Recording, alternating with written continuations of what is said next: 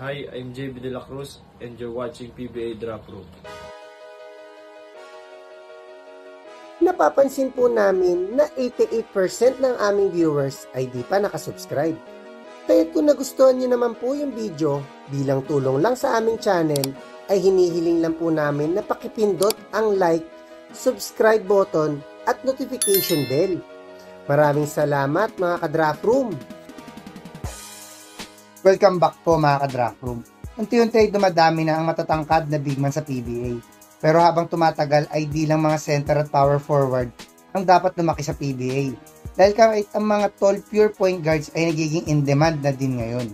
Gaya nila Alex Stockton, Aaron Black at Robert Bolick na nagamit ang kanilang height na advantage laban sa smaller point guard sa PBA. Ganyan din ang plano ng featured player natin ngayon. Siya po ay ang 6'1" point guard na si JB De La Cruz. Si JB ay unang naglaro ng college ball sa City University of Pasay, Green Eagles. Si JB lang ang naging lone bright spot sa 3 seasons niya dito sa Green Eagles sa NAASPO. Kaya't nag-transfer siya sa University of Cebu. Bilang starting point guard ng Webmasters ay tinulungan niya ito gamit ang kanyang 3-point shooting.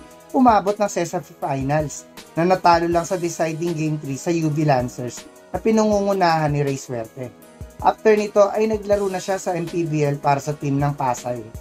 After ng 1 season lang dito ay lumipat agad siya sa Rizal. Tapos nito ay naglaro naman siya sa PSL para sa team ng Cagayan de Oro PSP.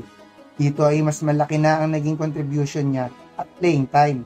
Pero talagang napansin siya sa 2023 PBA D-League Aspirants Cup para sa team ng PSP. Dahil dito niya na i-showcase ang kanyang streaky 3-point shooting na nagdala sa G-Mers sa quarterfinals ng D-League. Dahil dito ay na-impress sa kanya ang assistant coach nilang si Jericho Cruz, kaya't nirepair siya nito sa San Miguel preseason lineup. Sa PBA on tour naman niya na i-showcase ang kanyang decent playmaking. Ang laro ni JB ay may kukumpara ko kay Jeremy King, tall point guard na may streaky outside shooting. Right timing na talagang sumali na si JB sa draft ngayon dahil sa exposure na nakuha niya sa San Miguel. Kaya't sa mga PBA teams na naghahanap ng high IQ tall point guard na may reliable 3-point shooting, ay dapat i-consider si JB sa kayong 3rd round o kahit 2nd round pick.